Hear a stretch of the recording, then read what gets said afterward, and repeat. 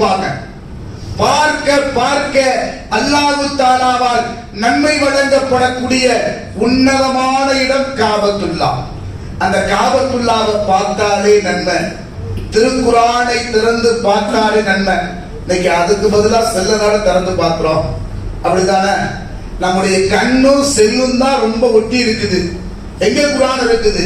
கூடியவர் ஒவ்வொரு தடவையும் உம்ரா தவாப்பை முடிச்சிட்டு ஜம்சம் தண்ணியை கையில அள்ளும் பொழுது கண்ணீர் விட்டு அழுகுவாங்க. ஒரு நாள் கேட்டு போட்ட, ஏன் அழுகுறீங்க?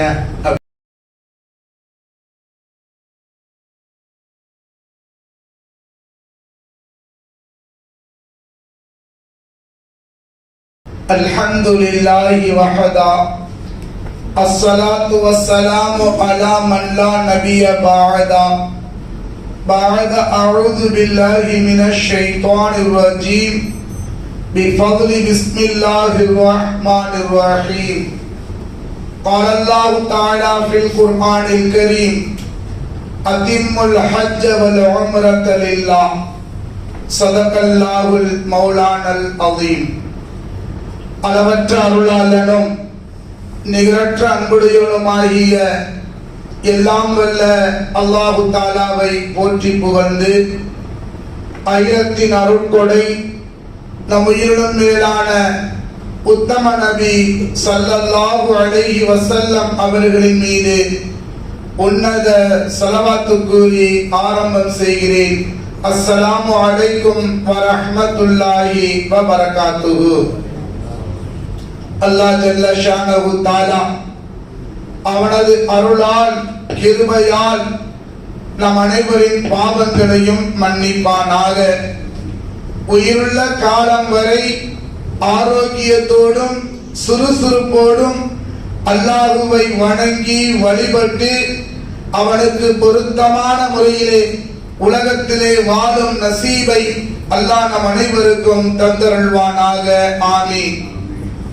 அன்பான அல்லாஹ்வின் நல்லடியார்களே, அல்லாஹ்வுடைய அருளால் இறை இல்லமாம் காபத்துல்லாவை நோக்கி உலகத்தில் இருக்கக்கூடிய அனைத்து மக்களும் லப்பைக் அல்லாஹும்ம லப்பைக் லப்பைக் லா ஷரீக லக லப்பைக் என்று தல்பியா சொன்னவர்களாக இஸ்லாத்தினுடைய ஐந்தாவது மிக முக்கியமான கடமையாகிய ஹஜ்ஜை நிறைவு செய்வதற்காக அலைகடரென திரண்டு கொண்டிருக்கக்கூடிய அற்புதமான நேரம். அல்லாஹ் தஆலா நமக்கும் அந்த ஹஜ்ஜுடைய நசீபை தந்தருள்வானாக. நமது மனைவி மக்கள், உற்றார் உறவினர்கள், உலகத்தில் வாழக்கூடிய எல்லா மக்களுக்கும் ஹஜ் செய்யக்கூடிய பாக்கியத்தை அல்லாஹ் தஆலா தந்தருள்வானாக. இன்றைய ஜும்மாவினுடைய வாயிலாக ஹாஜிகள் காண இருக்கக்கூடிய மிக முக்கியமான 10 இடங்கள் சம்பந்தமாக இன்றைய ஜும்மாவின் வாயிலாக ஒரு சில செய்திகளை நாம் அறிந்து கொள்ளலாம். எல்லாம் வல்ல அல்லாஹ் சுப்ஹானஹு தஆலா அவனது இல்லத்தை மீண்டும் மீண்டும் தரிசித்து ஹஜ்ஜை செய்து உம்ராவை செய்து அன்று பிறந்த பாலகனாக மீண்டும் வருகின்ற நசீபை அல்லாஹ் நமக்கு வழங்கிடுவானாக. ஆமீன். அருமையான அல்லாஹ்வின் நல்லடியார்களே, இயல்பாகவே ஹஜ்ஜுடைய பயணம் இருக்குது, அது முற்றிலும் மாறுபட்ட பயணம். இப்ப நம்ம ஊருக்கு போறதா இருந்தா நல்ல ட்ரெஸ் போட்டுக்குவோம், நல்ல நறுமணம் போட்டுக்குவோம், நம்முடைய சக்திக்கு தகுந்தாற் போல நம்மை அலங்கரித்துக் கொண்டு வெளியூருக்கு போவோம். ஆனா ஹஜ் அப்படி கிடையாது. இருக்கிற ஆடைகள் அனைத்தையும் அகற்றிவிட்டு மேலே ஒரு போர்வை, கீழே ஒரு துண்டை கட்டிக்கொண்டு எதுவுமே இல்லாத நிலையில தன்னை ஒரு சிறியவனாக, தேவையுடையவனாக, அல்லாஹ்வுடைய அருளையும் பாவ மன்னிப்பையும் எதிர்பார்த்தவனாக செல்லக்கூடிய மிக வித்தியாசமான, உன்னதமான, அல்லாஹ் விரும்பக்கூடிய அற்புதமான பயணம் ஹஜ்ஜுடைய பயணம். இந்த ஹஜ்ஜுடைய பயணத்துல ஹாஜிகள் எப்படி நடக்கணும், ஹாஜிகள் எது செய்யணும், ஹாஜிகள் எது செய்யக்கூடாது, எந்த காரியத்தை செய்தால் ஹஜ்ஜு கபூலாகும், எந்த காரியத்தை விட்டால் ஹஜ்ஜு கூடாம போயிடும், இது எல்லாத்தையுமே அங்கங்க ஜோடுகள் வைத்து ஹாஜிகளுக்கு முன்பே சொல்லிக் கொடுக்கப்படும். இப்ப நமக்கு ஒரு ஆர்வம் வருவதற்காக, ஏன்னா ஆர்வம் உள்ள மக்களுக்கு தான் அல்லாஹ் தஆலா பாக்கியத்தை கொடுக்கிறான். அதுல ஹஜ் இருக்குதுல்ல, அந்த ஹஜ்ஜுக்கு ரெண்டு ரொம்ப முக்கியம். ஒருத்தர் தொழுகிறதா இருந்தா அவர் வயது வந்தவர் ஆயிட்டார்னா தொழுக அவர் மேல கட்டாய கடமை. நோன்பு வைக்கிறதா இருந்தா உடல் ஆரோக்கியம் வேணும். உடல் ஆரோக்கியம் இருந்தா அவர் நோன்பு வச்சிடலாம். ஆனா ஹஜ்ஜை பொறுத்த வரைக்கும் பொருளாதார வசதியும் இருக்கணும், உடல் ஆரோக்கியமும் இருக்கணும். ரெண்டு இருந்தால் இவர் மீது ஹஜ்ஜு கடமையாகும். ஹஜ்ஜு கடமையாயிருச்சுன்னா ஹஜ்ஜை நிறைவேற்றி ஹஜ்ஜு செய்த நிலையில மீண்டும் வந்து அல்லாஹ்வுக்கு பொருத்தமாக உலகத்திலே இவர் வாழணும், வாழ்ந்து இந்த உலகத்தை விட்டு விடைபெறணும். அதற்குத்தான் அல்லாஹ் தஆலா ஹஜ்ஜை இஸ்லாத்தினுடைய இறுதி கடமையாக ஆக்கி ஒரு மனிதனுடைய வாழ்வினுடைய முதிர்ச்சியை தன் பக்கம் இயக்குவதற்காக வேண்டி அல்லாஹ் தஆலா ஹஜ்ஜை கடமையாக்கி இருக்கிறான். சரி, இப்ப ஹாஜிகள் என்னென்ன பார்ப்பாங்க? முதலாவதாக காபத்துல்லா என்று சொல்லக்கூடிய இறை இல்லத்தை கண்ணால் பார்க்கக்கூடிய பாக்கியத்தை அல்லாஹ் தஆலா கொடுக்கிறான். இங்கே இருக்கும் பொழுது போட்டோல பார்க்கலாம், வீடியோல பார்க்கலாம். ஆனா அங்க போயிட்டா காபத்துல்லாவை கண்ணால் பார்க்கக்கூடிய, காபத்துல்லாவை தொடக்கூடிய, காபத்துல்லாவிலே இபாதத் செய்யக்கூடிய ஒரு நிகரில்லாத வாய்ப்பை அல்லாஹ் தஆலா கொடுக்கிறான். இது அல்லாஹ் கொடுக்கக்கூடிய அருட்கொடையில மிக மிக உன்னதமானது. ஏன் தெரியுமா? அல்லாஹ்வை நம்ம யாராச்சும் பார்த்திருக்கோமா? யாராவது பார்த்திருக்கோமா? பார்க்க முடியுமா? பாய் ஒரு 2 லட்சம் வச்சுக்கோங்க பாய், அல்லாஹ் கொஞ்சம் காட்டுங்க பாய் சொன்னா காமிக்க முடியுமா? அல்லாஹ்வை யாரும் பார்க்கவும் முடியாது, பார்ப்பதற்குண்டான ஆற்றலும் நமக்கு கிடையாது. ஆனால் அல்லாஹ்வுடைய இல்லத்தை பார்க்கக்கூடிய வாய்ப்பை உலகத்தில் இருக்கிற அத்தனை மக்களுக்கும் அல்லாஹ் ஏற்படுத்தி கொடுத்திருக்கிறான். அந்த காபத்துல்லாவை நம்முடைய கண்ணால் பார்க்கக்கூடிய, கண்ணால் பார்த்து அமல் செய்யக்கூடிய முதலாவது வாய்ப்பு ஹாஜிகளுக்கு கிடைக்குது. காபத்துல்லா பொறுத்த வரைக்கும் 6 வகையான பேரோடு அல்லாஹ் தஆலா குர்ஆன்ல சொல்றான். சூரத்துல் மாயிதாவுல 97வது ஆயத்துல அல் காபா அப்படின்னு சொல்றான். சூரா ஆல இம்ரான்ல 96வது ஆயத்துல அல் பைத் அப்படிங்கிற பேரோடு சொல்றான். சூரா பக்ராவுல 125வது ஆயத்துல பைத்துல்லா அல்லாஹ்வுடைய இல்லம் என்று அல்லாஹ் தஆலா காபத்துல்லாஹ் சொல்றான். சூரத்துல் மாயிதாவுல 97வது ஆயத்துல பைத்துல் ஹரம் கண்ணியத்திற்குரிய இல்லம் என்று அல்லாஹ் தஆலா சொல்றான். சூரத்துல் ஹஜ்ஜில 29வது ஆயத்துல பைத்துல் அதீக் மேன்மைக்குரிய வீடு என்று அல்லாஹ் தஆலா சொல்றான். சூரத்துல் பக்ராவுல 144வது ஆயத்துல கிப்லா முன்னோக்கக்கூடிய இல்லம், திசை என்ற அடிப்படையில அல்லாஹ் தஆலா காபத்துல்லாஹ் சொல்றான். காபத்துல்லாஹ் சொன்ன உடனே ஒரு சில செய்திகளை நம்ம விளங்குறதுக்காக தெரிஞ்சுக்கணும். காபத்துல்லாஹ்னா நம்ம எல்லாத்துக்குமே தெரியும்ல, இந்த கருப்பு போர்வை போட்டு ஒரு 4 சதுரமான ஒரு இல்லத்திற்கு பெயர் காபத்துல்லாஹ். முதலாக உலகத்தை அல்லாஹ் தஆலா படைக்கும் பொழுது உலகத்துல எந்த வகையான வஸ்துவே கிடையாது. முழுக்க முழுக்க தண்ணி இருந்துச்சு. இந்த தண்ணீருடைய ஒரு பகுதியில நுரையை போன்ற ஒரு திட்டை தரையை அல்லாஹ் தஆலா உருவாக்கி முதலாக காபத்துல்லாவை நிர்மாணம் அல்லாஹ் தஆலா செய்தார்.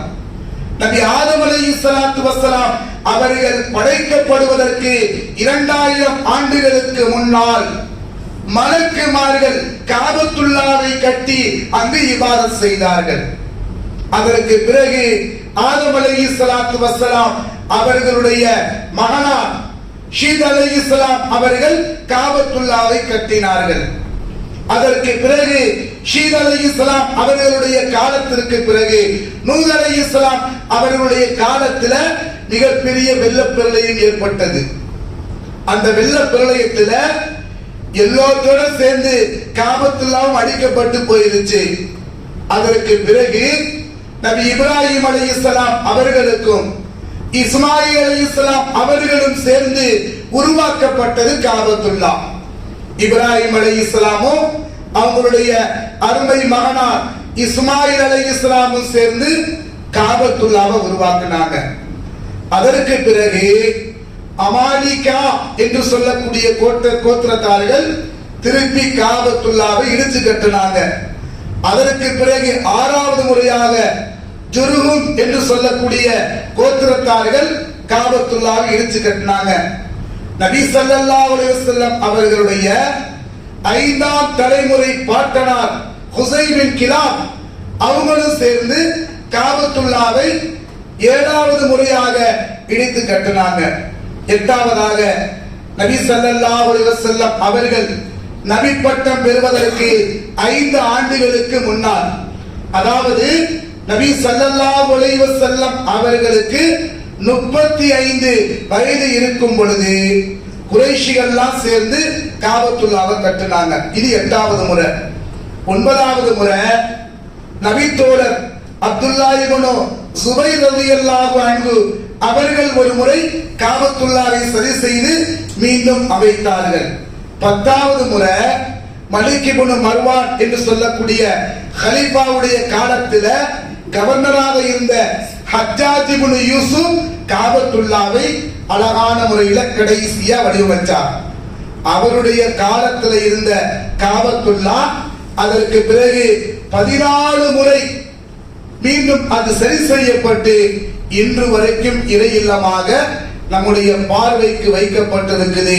அல்லாஹ் அந்த இறை இல்லத்தை மீண்டும் மீண்டும் தரிசிக்கின்ற நசீபை நமக்கு தந்தருள்வானாக. அந்த காபத்துல்லாவை பார்க்கக்கூடிய வாய்ப்பையும் பாக்கியத்தையும் ஹாஜிகள் பெற்றுக் கொள்றாங்க. காபத்துல்லாவுல 120 ரஹமத்துகளை அல்லாஹ் தஆலா இறக்குறான். அந்த 120 ரஹமத்துகளையும் தனக்குள்ள பெற்றுக் கொள்ளக்கூடிய அற்புதமான வாய்ப்பை இந்த ஹாஜிகள் பெறுகிறார்கள். நபி ஸல்லல்லாஹு அலைஹி வஸல்லம் சொன்னாங்க, 3 விஷயத்தை பார்த்தாலே நன்மை. முதலாவதாக காபத்துல்லா என்று சொல்லக்கூடிய இறை இல்லம். இன்னைக்கு ஹஜ்ஜுக்கு போறவங்க உம்ராவுக்கு போறவங்க பார்த்தா காபத்துல்லாவுக்கு எதிரில் ஒரு கூட்டம் சும்மா உட்கார்ந்து பார்த்துக்கிட்டே இருப்பாங்க. பார்க்க பார்க்க அல்லாஹ் தஆலாவால் நன்மை வழங்கப்படக்கூடிய உன்னதமான இடம் காபத்துல்லா. அந்த காபத்துல்லாவை பார்த்தாலே நன்மை. திருக்குர்ஆனை திறந்து பார்த்தாலே நன்மை. இன்னைக்கு அதுக்கு பதிலா செல்லனால திறந்து பார்க்கிறோம், அப்படித்தானே? நம்முடைய கண்ணும் செல்லும் தான் ரொம்ப ஒட்டி இருக்குது. எங்க குர்ஆன் இருக்குது? 3வதாக தன்னை பெற்றெடுத்த தாயை ரஹமத்தான பார்வையில பார்த்தாலே நன்மை. அப்ப காபத்துல்லாவை பார்க்கக்கூடிய உன்னதமான வாய்ப்பை அல்லாஹ் இந்த ஹாஜிகளுக்கு கொடுக்கிறான். இது ஹாஜிகளுக்கு கிடைக்கக்கூடிய கிடைக்கக்கூடிய முதலாவது பாக்கியம். 2வது பாக்கியம் ஹஜ்ருல் அஸ்வத் என்று சொல்லக்கூடிய சுவனத்துக்கள். இந்த ஹஜ்ருல் அஸ்வத் கல்லு சம்பந்தமாக நாயகம் ஸல்லல்லாஹு அலைஹி வஸல்லம் 3 செய்தி சொன்னாங்க. முதலாவது செய்தி, நஞ்சை உறிஞ்சக்கூடிய கல் எப்படி நஞ்சை உறிஞ்சி விடுமோ அதே போல ஹஜ்ருல் அஸ்வத் மனிதர்களுடைய பாவத்தை உறிஞ்சிடும் சொன்னாங்க. முதலாவது சிறப்பு. 2வது சிறப்பு, ஹஜ்ருல் அஸ்வத் கல்ல போய் தொட்டு எவர் முத்தமிடுகிறாரோ அவர் அல்லாஹ்வுடைய ரசூலுடைய கரத்தை தொட்டு உடன்படிக்கை செய்து கொண்டார்னு சொன்னாங்க. ஹஜ்ருல் அஸ்வத போய் தொட்டு யார் முத்தம் குஞ்சினாரோ அவர் அல்லாஹ்வுடைய ரசூலுடைய கரத்தை தொட்டு உடன்படிக்கை செய்து கொண்டார் அப்படின்னு நபி ஸல்லல்லாஹு அலைஹி வஸல்லம் சொன்னாங்க. மூணாவதாக நபி ஸல்லல்லாஹு அலைஹி வஸல்லம் சொல்றாங்க, ஹஜ்ருல் அஸ்வத் கல்லுக்கு 2 கண் இருக்கிறது, ஒரு நாவு இருக்கிறது. யார் சொன்ன வார்த்தை? யார் சொன்னது? சும்மா சொல்லுங்க. நபி ஸல்லல்லாஹு அலைஹி வஸல்லம் சொன்ன வார்த்தை. ஹஜ்ருல் அஸ்வத் கல்லுக்கு 2 கண் இருக்கிறது, ஒரு நாவு இருக்கிறது. யாரெல்லாம் ஹஜ்ருல் அஸ்வத் கல்லை தொட்டு முத்தமிட்டார்களோ நாளை மறுமையில அவர்களை பற்றி அல்லாஹ் தஆலா இடத்துல சாட்சி சொல்ல, யா அல்லாஹ் இன்னார் வந்து தொட்டார், யா அல்லாஹ் இன்னாருடைய பாவத்தை மன்னிச்சிரு யா அல்லாஹ் என்று ஹஜ்ருல் அஸ்வத் கல்லு சொல்லும் என்று நாயகம் ஸல்லல்லாஹு அலைஹி வஸல்லம் சொன்னாங்க. அந்த ஹஜ்ருல் அஸ்வத கண்ணால பார்க்கக்கூடிய, கையால தொடக்கூடிய, முத்தமிடக்கூடிய பாக்கியத்தை இந்த ஹாஜிகள் பெறுகிறார்கள். அல்லாஹ் நமக்கு அந்த நசீபை தந்தருள்வானாக. மூன்றாவதாக மக்காமே இப்ராஹிம் அலைஹிஸ்ஸலாம் அவர்கள் நின்று காபத்துல்லாவை கட்டிய இடம் என்று குர்ஆன் நமக்கு சொல்லுது. அல்லாஹ் சொல்றான், மக்காமே இப்ராஹிம்னா இப்ராஹிம் அலைஹிஸ்ஸலாம் அவர்கள் நின்று காபத்துல்லா கட்டிய அந்த இடத்தை நீங்கள் தொழுகக்கூடிய இடமாக ஆக்கிக்கோங்க. அவ்வளவு ஒரு உன்னதமான இடம் அப்படின்னு அல்லாஹ்வால் அங்கீகரிக்கப்பட்ட அந்த மக்காமே இப்ராஹிமையும் தனது கண்ணால பார்க்கக்கூடிய வாய்ப்பை இந்த ஹாஜிகள் பெறுவாங்க. மக்காமே இப்ராஹிம்ங்கிற கல் இருக்குது, அதுவும் சொர்க்கத்திலிருந்து இறக்கப்பட்ட கல். வரலாற்றில் எழுதுறாங்க, இப்ராஹிம் அலைஹிஸ்ஸலாம் அவங்களும் அவங்களுடைய மகனார் இஸ்மாயில் அலைஹிஸ்ஸலாமும் அல்லாஹ்வுக்கு முன்னால அல்லாஹ்வுடைய கட்டளைப்படி இறை இல்லத்தை கட்டுவதற்காக வந்துட்டாங்க. வந்தா சுத்தி முத்தி ஆளே இல்லை, யாருமே இல்லை. யா அல்லாஹ், அல்லாஹ்விடத்துல துஆ செய்யும் பொழுது அல்லாஹ் இறை இல்லத்தை நீ கட்டு, ஆளுகளை கொண்டு வந்து சேர்க்கிறது யார் வேலை? நான் பாத்துக்கிறேன். இறை இல்லத்தை கட்டு அப்படின்னு அல்லாஹ் தஆலா கட்டளையிட்டான். இப்ராஹிம் அலைஹிஸ்ஸலாமோ அவர்களுடைய மகனார் இஸ்மாயில் அலைஹிஸ்ஸலாமோ கட்டினார்கள். காபத்துல்லாவுக்கு கட்டிக்கிட்டு இருக்கும் பொழுது அந்த மக்காமே இப்ராஹிம் இருக்குது, அது எப்படின்னா தேவை ஏற்பட்டால் உயருமா. இப்ப அஸ்திவாரம் போடும் பொழுது கல்லு கீழே இருக்கும், கொஞ்சம் சுவர் உயர்ந்துச்சுன்னா கல் இங்கே வந்துடும், அப்புறம் வந்துச்சுன்னா மேலே போயிடும். இப்ப மேல போனா இப்ப நம்மள மாதிரி வேற ஏதாவது ஜாக்கி செட் பண்ண முடியுமா? முடியாது. ஆனா அல்லாஹ் தஆலா அந்த மக்காமே இப்ராஹிமிற்கு இப்ராஹிம் அலைஹிஸ்ஸலாம் நின்று கட்டிய அந்த கல்லுக்கு எந்த ஒரு தாக்கத்தை கொடுத்தானா, கட்டடம் உயர உயர அந்த கல்லு உயர்ந்துகிட்டே இருக்கும். அப்படிப்பட்ட ஒரு அற்புதமான கல் என்று மட்டுமல்ல, கியாமத்து நாள் வரைக்கும் ஒரு தங்க கூண்டுக்குள்ள போட்டு பாதுகாக்கப்பட்ட அந்த இடம். அதையும் நம்முடைய ஹாஜிகள் போனா தன்னுடைய கண்ணால பார்ப்பாங்க, அங்க 2 தொழுவாங்க. அல்லாஹ் அந்த நசீபை நமக்கும் தந்தருள்வானாக. இது 3வது இடம். 4வது ஜம்சம் என்று சொல்லக்கூடிய தண்ணீர் அருந்தக்கூடிய, நம்ம எல்லாத்துக்குமே தெரியும், ஜம்சம் தண்ணியை இங்கே கொஞ்சம் கொடுப்பாங்க. துஆ செய்யுங்க, ஹஜ்ஜுக்கு போயிட்டு வந்தேன், உம்ராவுக்கு போயிட்டு வந்தாங்க. அது ஒரிஜினல் இருக்குமா?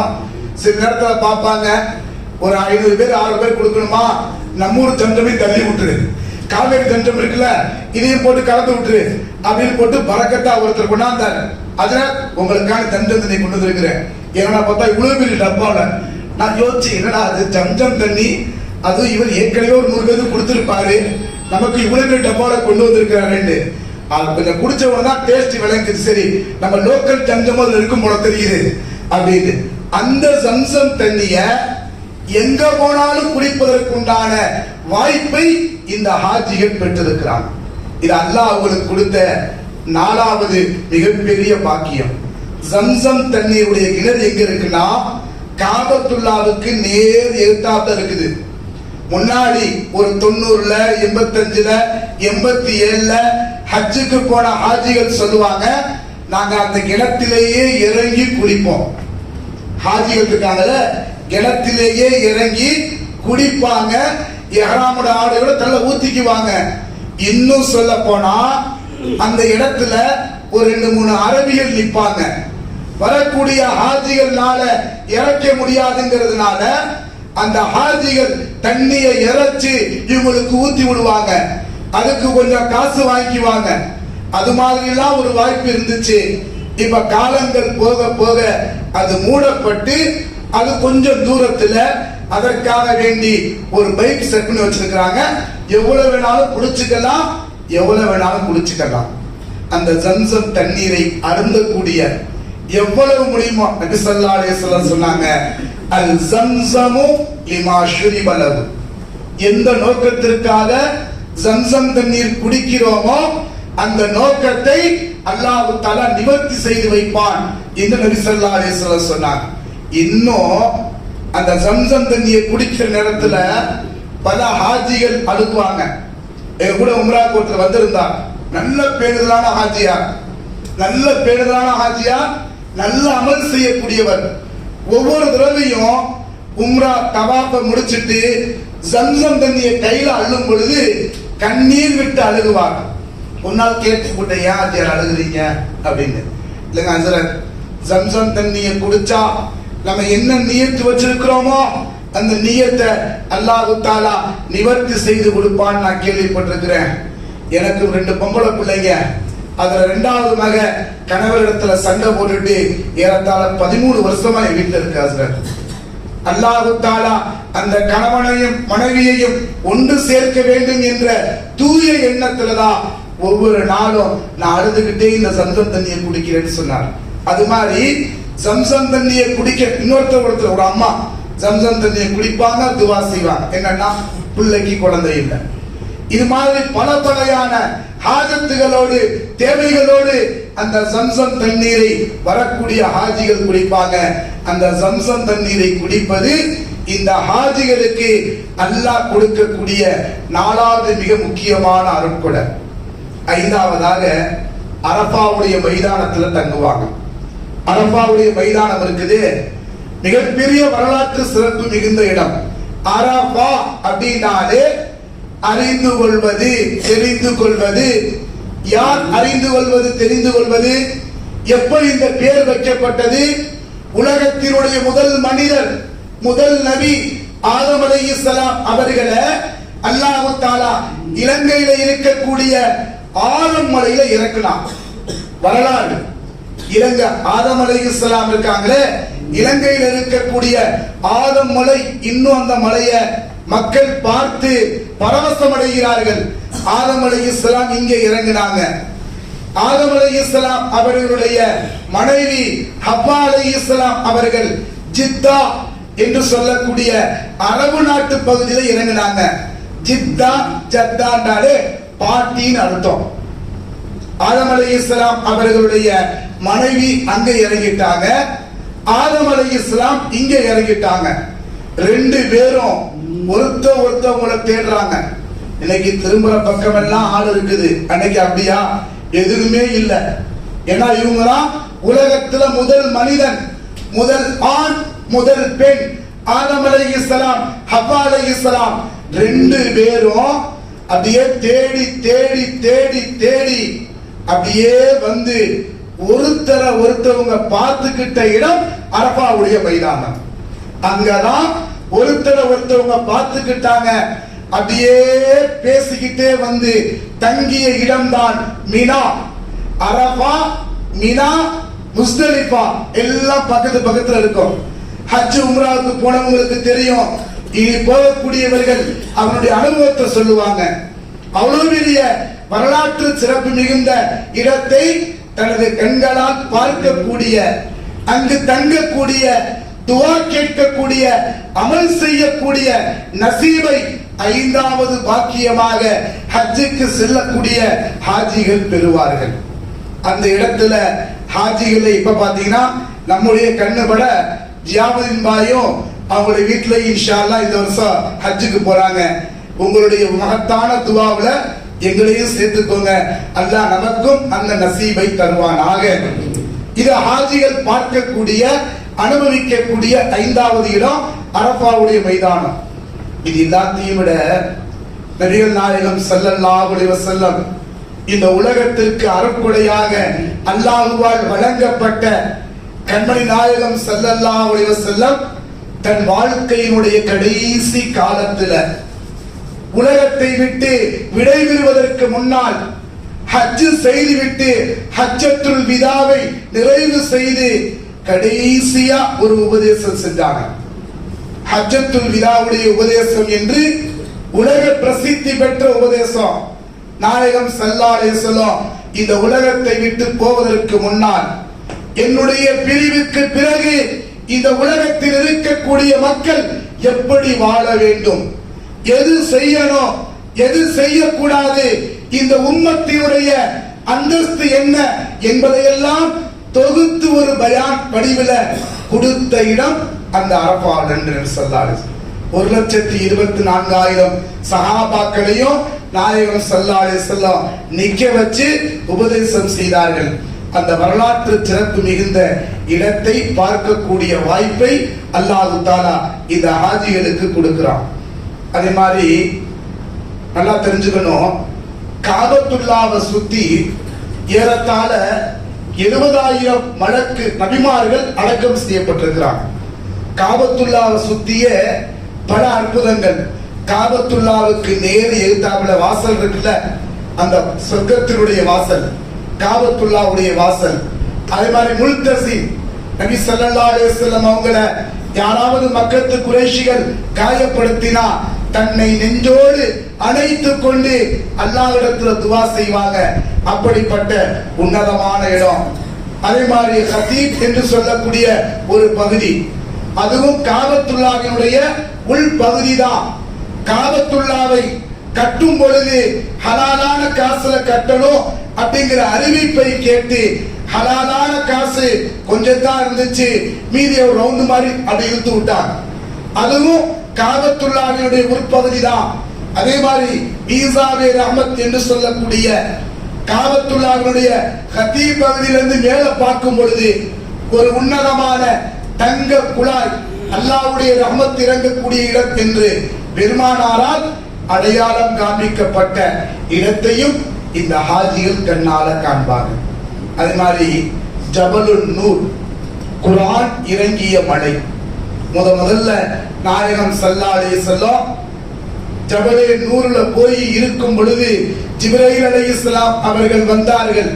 வந்து நாயகம் ஸல்லல்லாஹு அலைஹி வஸல்லம் அவங்கள்ட்ட இக்ரா, நீங்க ஓதுங்கன்னு சொன்னாங்க. நபி ஸல்லல்லாஹு அலைஹி வஸல்லம் சொன்னாங்க, மா நபி காரி, எனக்கு ஓத தெரியாது. திருப்பியும் சொன்னாங்க, இக்ரா, நீங்கள் ஓதுங்கள்னு சொன்னாங்க. நபி ஸல்லல்லாஹு அலைஹி வஸல்லம் சொன்னாங்க, மா நபி காரி, எனக்கு ஓத தெரியாது. மூன்றாவது சொன்னாங்க, ஓத தெரியாதுன்னு சொன்ன உடனே ஜிப்ரீல் அலைஹிஸ்ஸலாம் அவர்கள் பெருமானார் ஸல்லல்லாஹு அலைஹி வஸல்லம் கட்டி அணைத்து இறுக்கத்திற்கு பிறகு விட்டாங்க. நபி ஸல்லல்லாஹு அலைஹி வஸல்லம் குர்ஆனுடைய வசனங்களை ஓதினார்கள். அந்த இடத்தை கண்ணியத்திற்குரிய ஹாஜிகள் பார்க்கக்கூடிய ஒரு அற்புதமான வாய்ப்பை அல்லாஹ் தஆலா கொடுக்கிறான். அதே மாதிரி சஃபா மர்வா என்று சொல்லக்கூடிய மலை குன்றுகள். அல்லாஹ் குர்ஆன்ல இன்ன சஃபா வல் மர்வத மின் ஷஆயிரில்லாஹ், சஃபாவுடைய மலையும் மர்வாவுடைய மலையும் அல்லாஹ்வுடைய அத்தாட்சிகள் ஒன்று என்று குர்ஆன்ல சொல்லப்பட்ட அந்த ரெண்டு மலை குன்றுகளையும் இந்த ஹாஜிகள் சந்திப்பாங்க. அங்க சை தொங்கோட்டு ஓடுவாங்க. அந்த நேரத்துல அல்லாஹ்விடத்துல பாவ மன்னிப்பு கேட்பாங்க. சஃபா மர்வா மலை இருக்குது. ஆரம்ப காலத்துல ஒரு கணவனும் மனைவியும் அந்த இடத்தினுடைய புனிதம் தெரியாம தவறு செஞ்சுட்டாங்க. ஒரு ஆணும் பெண்ணும் அந்த ஒரு தவறு செஞ்சுட்டாங்க. உடனே அல்லாஹ் தஆலா அந்த ரெண்டு பேர்த்தையும் சிலையாக ஆக்கிட்டான். சிலையா ஆக்கின உடனே அந்த பகுதியில எந்த மக்களுமே போறது கிடையாது. சஃபா மர்வா மலைக்கு ஆரம்ப காலத்துல யாருமே போறது கிடையாது. ஏன்னா அல்லாஹ்வுடைய சாபம் இறங்கிய இடம் என்று சொல்லி அங்க யாருமே போறது கிடையாது. கடைசியா என்ன ஆச்சுன்னா அல்லாஹ் தஆலா குர்ஆனுடைய ஆயத்தை இறக்குனா அந்த சிலைகள் அப்புறப்படுத்தப்பட்டு இன்ன சஃபா வல் மர்வத மின் ஷஆயிரில்லாஹ், சஃபாங்கிற மலையும் மர்வாங்கிற மலையும் அல்லாஹ் தஆலாவுடைய அத்தாட்சிகள் அல்லாஹ் தஆலா சொல்லி அங்க போங்க, தொங்கோட்டம் ஓடுங்க. தொங்கோட்டம் என்பது நம்ம எல்லாத்துக்குமே தெரியும். ஹாஜரா அலைஹிஸ்ஸலாம், இப்ராஹிம் அலைஹிஸ்ஸலாம் அவர்களுடைய துணைவி ஹாஜரா அலைஹிஸ்ஸலாம் அவர்களையும், கை குழந்தையாக இருக்கக்கூடிய இஸ்மாயில் அலைஹிஸ்ஸலாம் அவர்களையும் இப்ராஹிம் அலைஹிஸ்ஸலாம் அல்லாஹ்வுடைய உத்தரவின் பேர்ல விட்டுட்டு போயிட்டாங்க. அவங்க எதுவுமே கேட்கல.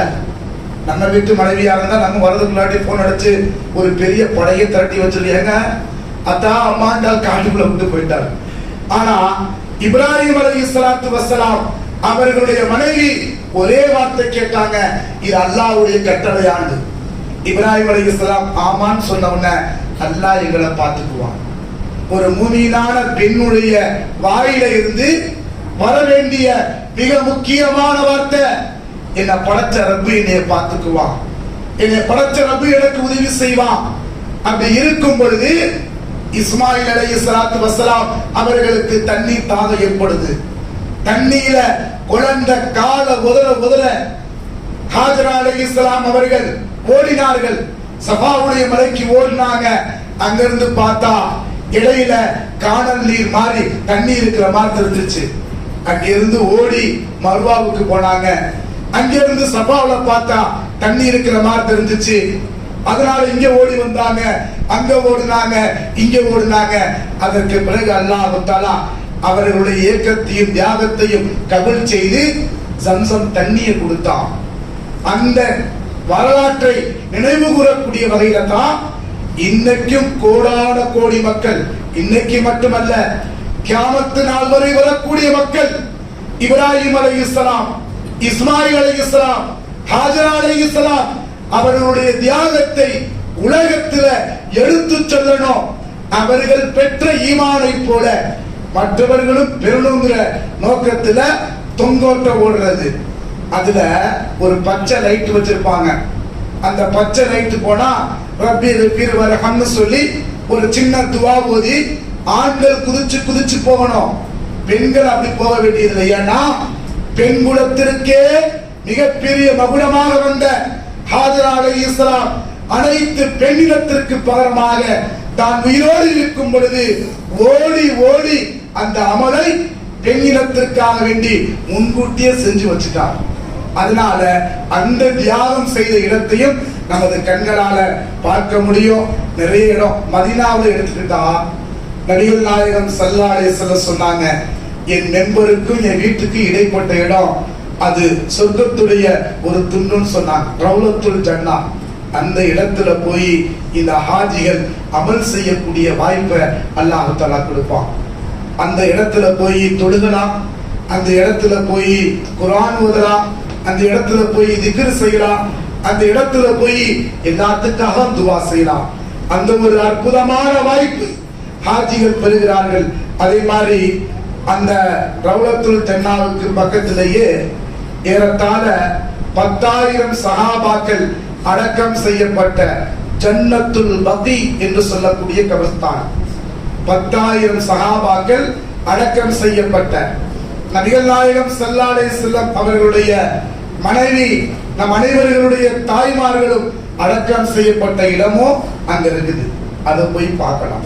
அதே மாதிரி உஹது மலை, நபி ஸல்லல்லாஹு அலைஹி வஸல்லம் வார்த்தைக்கு வார்த்தை உதாரணம் சொல்வதாக இருந்தால் உஹது மலைன்னு சொல்லுவாங்க. அப்படிப்பட்ட உஹது மலையை சந்திக்கக்கூடிய, தாயிஃப் நகருக்கு போகக்கூடிய, பத்ருக்கு போகக்கூடிய, மதீனாவிலையும் பார்க்க வேண்டிய நிறைய இடங்கள் இருக்குது. அதையெல்லாம் இன்ஷா அல்லாஹ் கண்டு களித்து அங்கு துவா செய்து தனது அமலை பூர்த்தி செய்து கொண்டு சொல்லுவாங்கல்ல நபி ஸல்லல்லாஹு அலைஹி வஸல்லம், ஹாஜிக்கு அல்லாஹ் கொடுக்கக்கூடிய அந்தஸ்து என்னன்னா, அன்று பிறந்த பாலகனை போல வீடு திரும்புகிறார். நம்ம போகக்கூடிய சீதைவிங்க முழுக்க முழுக்க. அதனாலதான் அல்லாஹ் தஆலா இந்த முதல்ல ஆயத்தோட சொன்ன அத்திமுல் ஹஜ்ஜ வல் உம்ரத லில்லாஹ், ஹஜ்ஜையும் உம்ராவையும் அல்லாஹ்விற்காக நிறைவேற்றுங்கள். ஹஜ்ஜுக்கு போறோம், அப்படியே முல்லைக்கு பரசம் போட்டிருக்கிறேன், ஒரு 5 பவுன் பிஸ்மில்லா சுத்தமான தங்கம், சவுதியில நல்ல தங்கம்னு சொல்றாங்க.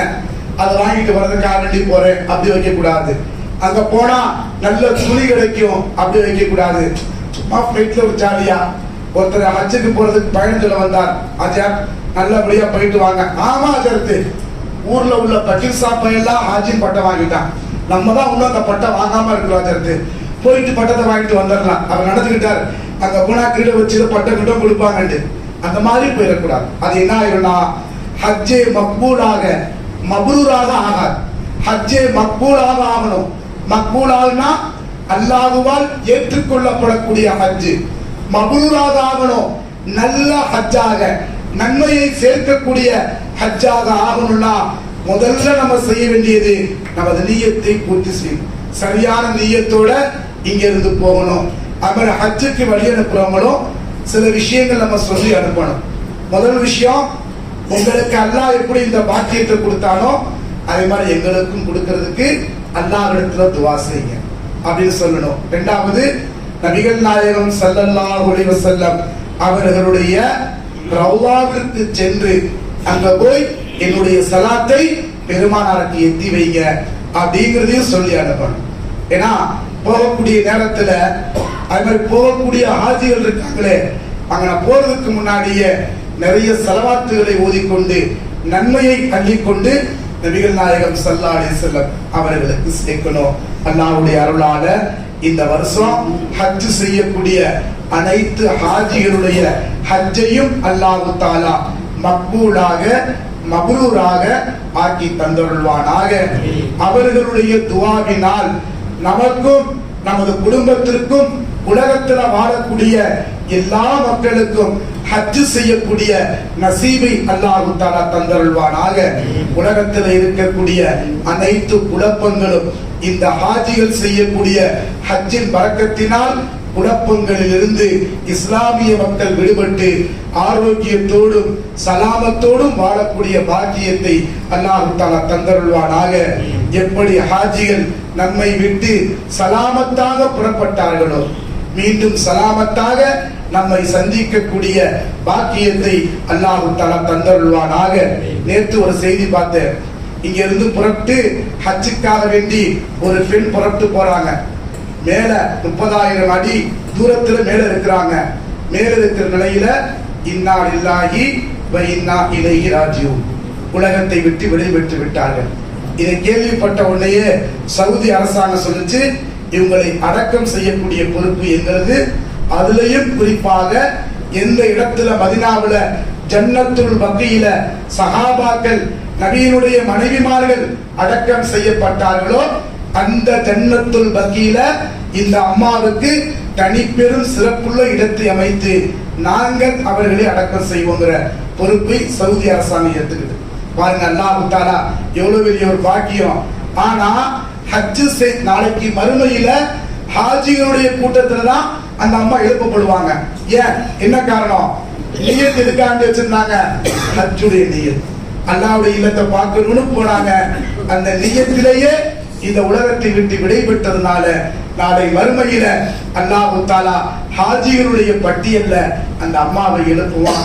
அல்லாஹ் ஜல்ல ஷானஹு தஆலா நமக்கும் அந்த நசீபை தருவானாக.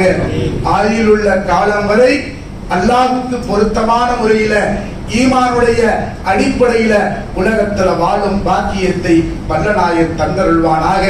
உலகமெங்கிலும் குமிந்து கொண்டிருக்கக்கூடிய ஹாஜிகளை அல்லாஹ் தஆலா பாதுகாத்து சலாமத்தான முறையில ஹஜ்ஜுடைய அமல்களை நிவர்த்தி செய்து மீண்டும் அவரவர் இல்லம் சென்று சந்திக்கிற பாக்கியத்தை எல்லாம் வல்ல அல்லாஹ் தஆலா எல்லா ஹாஜிகளுக்கும் தந்தருள வேண்டும் என மனமார துஆ செய்து நிறைவு செய்து கொள்கிறேன். வாஹிர் தஅவானா அனில் ஹம்துலில்லாஹி ரப்பில் ஆலமீன்.